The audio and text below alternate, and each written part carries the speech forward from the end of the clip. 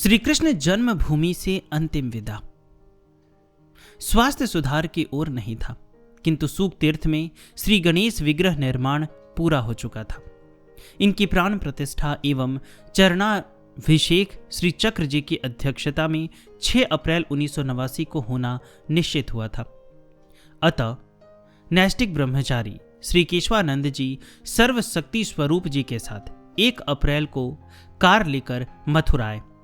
इनके अंतर्मन में चक्र जी के सानिध्य में रहने की ललक भरी अभिलाषा थी एवं सेवा का सौभाग्य पाने का उत्साह था। किंतु डॉक्टर के परामर्श के अनुसार श्री चक्र जी का स्वास्थ्य यात्रा के योग्य नहीं था। अतः ये साथ ले जाने का मन होते हुए भी अनुरोध भरा आग्रह नहीं कर सके। आकांक्षाओं को मन में संजोए हुए निराश मन लौट गए। सदा के चिरपथिक श्री चक्र जी को एक स्थान पर अधिक दिन टिकना भला कैसे प्रिय होता। उन्होंने स्वेच्छा से केशवानंद जी को 25 अप्रैल 1989 मथुरा आने के लिए पत्र लिख दिया। श्री कृष्ण जन्म स्थान पर श्री राधा कृष्ण चौधरी को जैसे ही ज्ञात हुआ कि पूज्य बाबा ने सूक तीर्थ जाने का संकल्प कर लिया है, वे अकुलाए से आए और विनम्रतापूर्वक पूछा, बाबा आप मथुरा कब तक लौट आएंगे? श्री चक्र जी ने सस्मित स्नेह से कहा, भैया कन्हई जाने, मेरे सब संकल्प उसके साथ हैं। उनके मंगलमय विधान पर अपने को छोड़ देने के पश्चात कुछ भी शेष नहीं रहता। उनके ललित मंजू युगल चरण कमलारूण की छाया के अतिरिक्त न कहीं शांति है न सुख। बस अब नहीं, उनकी इच्छा पूर्ण हो। हां, तुम्हारे लिए मेरा संदेश है, इस भव प्रवाह में भटकते मानव को आयु का केवल वही क्षण गणना के योग्य, जिसमें किसी वृत्ति से नवीन मेघ मंजू कांति कन्हाई का ललित चरित्र बनी अस्वाद्य भोग्य। उनके एक एक शब्द एक एक वाक्य मानो साधक के लिए सोपान प्रति सोपान पार करते हुए आध्यात्मिक स्थिति की उपलब्धि कराने वाले थे। राधा कृष्ण विस्मय भाव से सुनते जा रहे थे और उनके मन में यह भाव भी उठ रहे थे कि पूज्य बाबा किस सीमा तक निज जनों का दायित्व स्वीकार करते हैं, जिससे उनके चरणाश्रित भवाटवी में न भटकने पाए। 25 अप्रैल 1989 को निश्चित समय पर श्री केशवानंद जी मथुरा पहुंच गए और 26 अप्रैल 1989 को प्रातः 7 बजे श्री चक्र जी आनंद जी के साथ सूक तीर्थ के लिए चल दिए। उनके अंतर्मन में सूक तीर्थ का सुरम्य एकांत सात्विक वातावरण सदा से प्रिय रहा है। अतः सुप्रसन्न चित्त से कार में बैठते बैठते भागवत भवन की ओर निहारते हुए बोले, प्रणय परिपूत गोपी जनों से सुलालित रहते, योगिंद्र मुनिंद्र चित्त भृंग जिनमें बसते, विकच पाद्य ऋण उन आपके चारु चरणों में, ब्रजराज नंदन भावांजलि मेरी अर्पितिया। काश किसी को क्या पता था कि श्री कृष्ण जन्म स्थान मथुरा से उनकी यह अंतिम विदाई है। सूक ताल में किंचित नाम मात्र को सुधार प्रतीत हो रहा था। इससे सभी उत्साहित थे कि संभवतः धीरे धीरे ठीक हो जाएंगे, किंतु उनके अनुज उन्हें अपने घर ले जाने को आतुर थे। उनकी इन लीलाओं को कोई अज्ञ मानव हम सरीखे साधारण जन क्या जाने, कैसे जाने।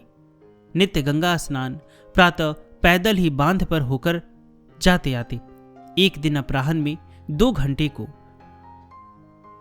मानस मर्मज्ञ पंडित राम किंकर जी उपाध्याय श्री हनुमान जी के दर्शन को अपनी किसी यात्रा में आए। वे चक्र जी से भी मिले और स्वास्थ्य समाचार पूछा तो बोले, शरीर तो शरारती है, मुझे तो याद ही नहीं आता। स्मरण के लिए अपना कन्हई है, नंद नंदन को छोड़कर जीवन में रहा नहीं जा सकता। अब जीवन की सार्थकता तो इसी में है। अपना जो नित्य सखा आज उसे स्मरण करो, जीवन के उल्लास में उससे ही मानस भरो। ब्रजराज नंदन के साथ ही शाश्वत रंग, कृष्ण ही उल्लास मम जीवन तरंग। 2 घंटे पश्चात वार्तालाप करके चले गए। 10 मई 1989 को सूक तीर्थ में श्री ब्रह्मचारी जी के साथ प्राचीन शिव मंदिर के दर्शन करने चले गए। गाड़ी के उलटने से श्री चक्र जी को चोट आ गई और किंचित संभलते स्वास्थ्य की गति ह्रासोन्मुख होती चली गई। श्री ब्रह्मचारी जी अतिशय आग्रह करके श्री चक्र जी को सूक तीर्थ से दिल्ली जांच के लिए ले गए। वहां श्री जयदयाल जी डालमिया ने सरगंगाराम हॉस्पिटल में पूरे शरीर को चेकअप कराया ताकि डॉक्टर की रिपोर्ट देकर ठीक दवाएं दी जा सके। अतः एटा से डॉक्टर ब्रह्मदत्त भैया, माँ एवं मुन्नी जी सूखताल 21 मई को पहुंच गए। औषधि देने का निर्देश देकर भैया लौट गए। पाचन क्रिया अत्यंत मंद पड़ गई थी, क्षुधा नहीं के बराबर लगती थी। मूत्र जांच से ज्ञात हुआ किडनी इन्फेक्शन से प्रभावित है। उपचार से कुछ लाभ अवश्य है, पर संतोषजनक स्थिति नहीं है। दुर्बलता, विस्मृति आदि के रूप से अनेक उपद्रव हैं, किंतु शांत भाव से चुपचाप लेटे रहते। शरीर से अतीत मन का धरातल कुछ और ही था। हम सभी रह रहकर विस्मय में डूबते जा रहे थे कि यह सब क्या अद्भुत देखने को मिल रहा है। परमार्थ आश्रम हरिद्वार से अपने जीवन के अंतिम दिनों में डॉक्टर स्वामी, जिन्होंने काशी विश्वविद्यालय से चिकित्सा की डिग्री प्राप्त की थी, बाद में सन्यासी हो गए। सूक तीर्थ में दंडी आश्रम में आकर रहने लगे थे। ये भी चक्र जी के पास कभी कभी सायंकाल मिलने आ जाते थे। कुशल क्षेम पूछकर वार्ता के बीच अद्वैत वेदांत की चर्चा करने लगते। श्री चक्र जी भी किंचित हंसकर उनका मन रखने को कह देते, मैं तुम्हारी बात का विरोध कब कर रहा हूं? मैं भी कहता हूं, एक रस अखंड ठसाठस भरपूर, 2 नहीं तब विकार मृत्यु कलेश क्या। स्वप्न देखते हो, उठो जागो बस इतना ही, अपना ही आप सब सदा से एक सा। तब श्री स्वामी जी के प्रसन्न हो जाने पर पुनः श्री चक्र जी कहते, स्वामी जी, योग के सब साधनों का लक्ष्य चित्त वृत्ति निरोध रूप समाधि सिद्धि है, किंतु भक्ति मार्ग के पथिक को समाधि तो सिद्ध नहीं करनी। उसके चित्त का सहज स्वभाव कन्हाई के नाम रूप चर्चा का चिंतन करना हो जाता है। तब वह उसका अपना आत्मीय हो जाता है, वह अपना बना रहे। मुझे तो यही अभिष्ट है। माधुरी मनोज्ञ रस मूर्ति श्याम वपु विभु, बड़े भाग्य मुनियों के मानस में आते हैं। लगा रहे इनके स्मरण भजन में चित्त, अपने रहे हम तो इनके ही कहलाते हैं। सूक तीर्थ में एक दिन श्री चक्र जी घूमते घूमते वटवृक्ष के पीछे सघन वन प्रदेश की ओर चले गए। वहां के सात्विक पवित्र वातावरण में मन मुग्ध हो गया। उन्हें लगा यहाँ के वृक्ष, लता, पुष्प सब कितने दिव्य हैं। पवन, धरा, गगन भी दिव्य है। उसकी दिव्यता कहने में नहीं आती। वहीं वृक्ष के नीचे बैठ गए। अपने आप चिंतन चलने लगा। इसी तपोभूमि में श्री सूकदेव जी पधारे, परीक्षित की अकुलाहट भरी प्रतीक्षा पर। तब मेरा कन्हाई मेरी प्रतीक्षा करने पर क्यों नहीं आएगा? अवश्य आएगा। उन्हीं के शब्दों में, सूक तीर्थ की मनोरम वनस्थली के बीच ये हरित ललिताएं झूम झूम कर अपने कुसुमों का उपहार उत्साह से सजा रही है। अंतर्मुखी चेतना संपन्न ऋषि से विटप भी अपने मधुर फल नैवेद्य के लिए तुम्हें अर्पित कर रहे हैं। व्योम में विहंग बालाएं स्वागत गान गा रही है तुम्हारा। प्रकृति मत्त होकर तुम्हारी प्रतीक्षा कर रही है। मैं भी सबके साथ तुम्हारी प्रतीक्षा कर रहा हूं। मेरे पास तो एक ही हृदय है और ये ही भीगी पलकें हैं। पलकों को पावड़े बिछाकर उन्हें अंतर जल से आद्र करता रहता हूं कि तुम्हारे पवित्र चरण उस पर पड़े। प्रतीक्षा में मेरे समीप तो निद्रा देवी भी नहीं पधारती। दयामय, कहीं मेरे अश्रु स्रोत सूख न जाए। तुम्हारे अतिरिक्त मेरा है ही कौन? किसी का आश्रय यह ले सकता है तुम्हें छोड़कर? मुझ अभागे को कौन अपना भार बनाना चाहेगा? अब मैं थककर भी अथक हूं। मेरे लिए दूसरी क्या गति है इसे छोड़कर कि मैं तुम्हारी प्रतीक्षा में अपनी मूक व्यथा को मिलाए तुम्हारे मार्ग की ओर देखा करूं। तुम्हें मेरी चरम गति हो। जीवन प्रदीप जलाकर अंतिम श्वास पर्यंत तुम्हारी प्रतीक्षा में हूं। तुम्हारे भरोसे पूरा विश्वास है कनु। अवश्य सफल होगी मेरी यह प्रतीक्षा, कारण कि जैसे से वैसे की मैत्री तुम निर्गुण में सब गुणहीन। कनु हमारे एक तुम ही बस ढूंढे, औरों को सुप्रवीण। इन्हीं दिनों ग्रीष्म ऋतु में ज्योतिष पीठाधीश्वर शंकराचार्य श्री शांतानंद जी महाराज पधारे। संध्या काल में 4 से 6 बजे तक इनकी कथा प्रवचन सत्संग का आनंद ऐसा था मानो सभी आश्रमवासी परमानंद में डुबकी लगा रहे हो। इनकी भव्य शांत सुख प्रसन्न मुख मुद्रा ऐसी थी मानो हम सब पर कृपा की अजस्र वर्षा कर रहे हो। श्री चक्र जी से इनका पारस्परिक प्रेम तो 2 शरीर 1 प्राण के समान था। दिन में प्रायः दोनों महान विभूतियां थोड़ी देर को अंतरंग सचर्चा कर लेते। इस गोष्ठी में उल्लासपूर्ण आनंद एवं सरसता का ऐसा प्रवाह उमड़ता जो वाणी द्वारा चर्चा का विषय नहीं है। सचर्चा गोष्ठी में सुखानुभूति का अनुभव कर हम अनधिकारी भी अपना सौभाग्य मानते।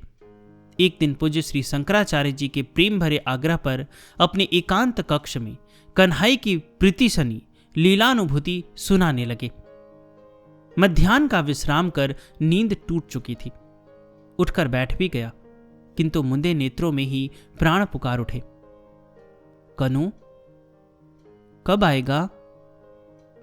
बस 2 क्षण भी नहीं बीते होंगे कि एक अत्यंत मधुर बालकंठ ने पीछे से पुकारा, दादा मेरा तो रोम रोम इस स्वर ने ही सुधा से सींच लिया। देखता ही रह गया। सिर से पैर तक उसे लगा कहीं धूली में खेल रहा होगा सखाओं के साथ। मेरी पुकार पर दौड़ा दौड़ा आ गया है। उसकी घुंघरैली काली सुचिक्कन सघन अलकों से घिरे मुख चंद्र पर, चरण पर, उदर पर, भुजाओं पर, तनिक वक्ष पर भी धूली लगी है। आते ही अपना नन्हा सिर मेरे स्कंद पर रखकर झांकने लगा मेरी ओर। बस इतना ही कह सके। उनका रोम रोम जैसे रूप माधुरी में डूब गया। हृदय की प्रेमत्ता इतनी घनीभूत हो गई कि बोल पाना बस की बात नहीं रही। पूज्य शंकराचार्य जी भी कहने लगे, लगता है कि इनके श्री कृष्ण चर्चा वे मुग्ध भाव से सुनता ही रहूं। उनका भाव प्रशमित होने की प्रतीक्षा न करके 1-2 जनों के साथ वे कक्ष से बाहर सीढ़ियों से उतर आए। उसी दिन नीचे बरामदे में हम लोगों की प्रार्थना पर 5 मिनट को कुर्सी पर विराजमान हो गए। हम लोग भी उनके मुखारविंद से कुछ श्रवण की लालसा में उत्सुकता पूर्वक चटाई पर बैठकर चरण वंदन करते हुए उनकी ओर निहारने लगे। हम लोगों की जिज्ञासा देखकर सहज भाव से कहने लगे, मैंने श्री चक्र जी के सामीप्य काल में उनकी एक एक भावोर मिलन को निकटता से देखा है। इनको रात्रि में शयन के समय श्री कृष्ण की दिव्य लीला स्फूर्तियां होती रहती है। उस समय उनके कक्ष का वातावरण बड़ा दिव्य हो जाता है। सूक्ष्म परमाणुओं से परिपूर्ण कक्ष का आकाश तत्व इतना सशक्त हो उठता है कि उसके संपर्क में आने वाले व्यक्ति भी दिव्यानुभूति करने लगते हैं। प्रायः कभी प्रातः मेरे छेड़ने पर अपने अनुभवों को भाव विभोर होकर सुनाते। तब तक कितनी बार प्रेमाश्रुओं में उनके नेत्र सजल होते, कितनी बार स्वर भंग होता, मुख वैवर्णाच्छन्न होता और कितनी बार अनुराग भरे नयन कभी निमिलित होते, कभी उन्मीलित। उनकी भावमयी स्थिति मैं विस्मय भाव से देखता हुआ पुलकित हो जाता। इतना कहते हुए स्वयं भी आनंद में डूबे हुए अपने कक्ष की ओर बढ़ गए और निर्जी आराधना के लिए अपना कक्ष अंदर से बंद कर लिया। शोक तीर्थ में हनुमत धाम का आनंद द्वय महाविभूतियों के विराजने पर द्विगुणित हो जाता। सब में नित नया उत्साह, नित नई उमंग, नित नया आह्लाद उमड़ता रहता। श्याम सदन की छत पर श्री चक्र जी खुले आकाश के नीचे तख्त पर शयन करते और दाहिनी ओर समीप के कक्ष की छत पर पूज्य शंकराचार्य जी महाराज तख्त पर रात्रि विश्राम करते। वहीं से ही श्री चक्र जी की एकांत के क्षणों की विलक्षण रहनी और भावमय वृत्ति की झांकी निकटता से देखकर मुग्ध होते थे। प्रातः चर्चा करने पर पूछते, कैसा लगता है? श्री चक्र जी सुप्रसन्न मन कह देते, सूख तीर्थ का सात्विक वातावरण बड़ा मनमोहक है। यहां हवा चलती है तो लगता है कानों के समीप कोई भगवान नाम ले रहा है। वृक्षों के पत्ते हिलते हैं तो कीर्तन के शब्द मुखर होते हैं। रात्रि होने पर नीरव स्तब्धता में भगवान नाम की गूंज है।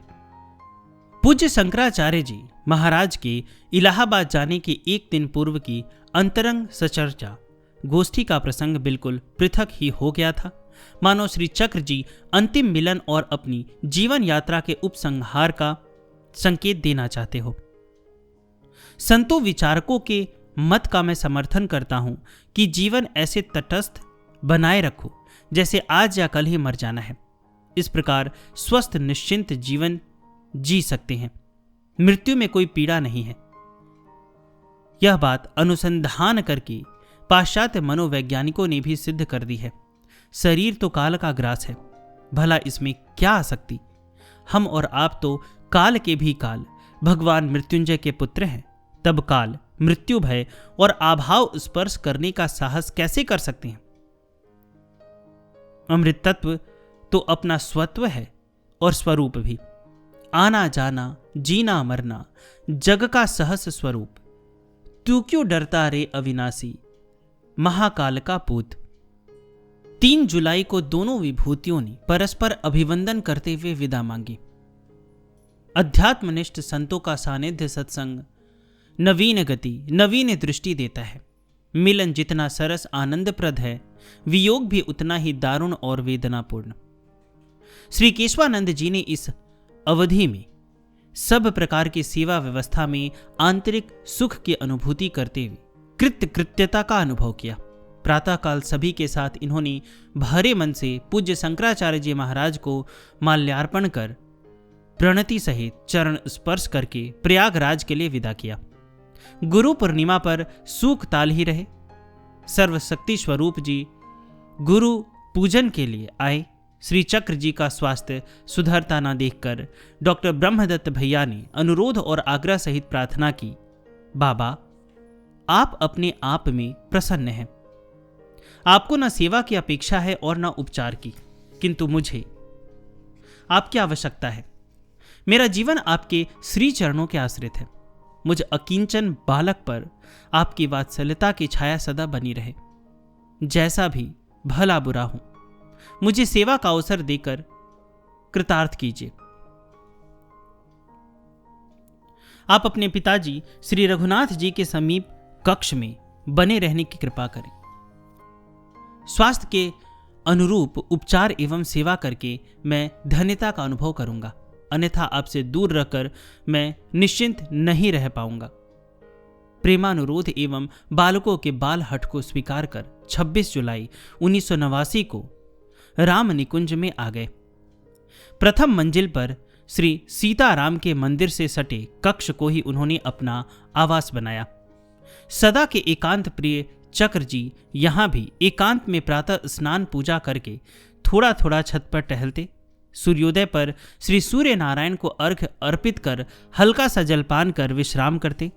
बोलना बहुत कम कर दिया था। दुर्बलता थी ही, साथ ही अंतर्मुखता बढ़ती जा रही थी।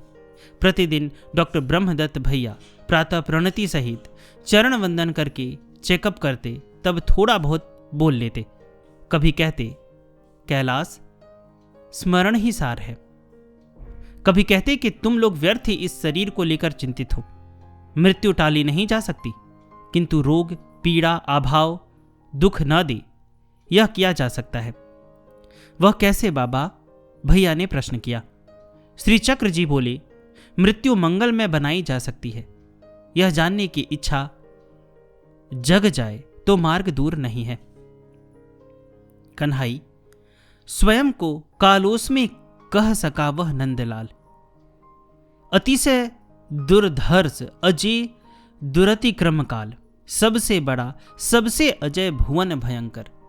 लगता होगा आपको अप्रीतिकर, किंतु नव नव सर्जक शुभ मनोहर, वह भी कलना अपने कन्हाई की, कन्हाई ही अपना यही गोपाल।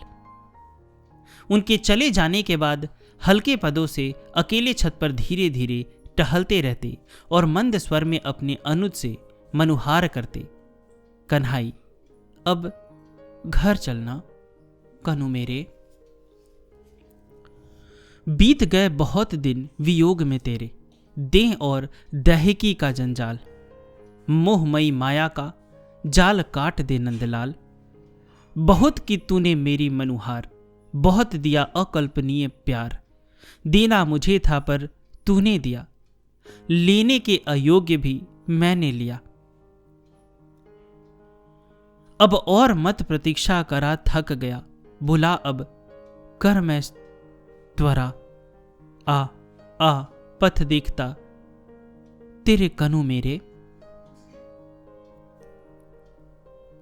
कभी कन्हाई के पुष्प उतारते समय चौकी पर बैठे बैठे कहते, कनु मेरी मनुहार मान लेने में तुम्हें कोई हानि तो प्रतीत नहीं होती। मेरे आर्द आंसुओं को अपनाकर तुम्हारी दिव्यता इनमें और चौगुनी चमक उठेगी।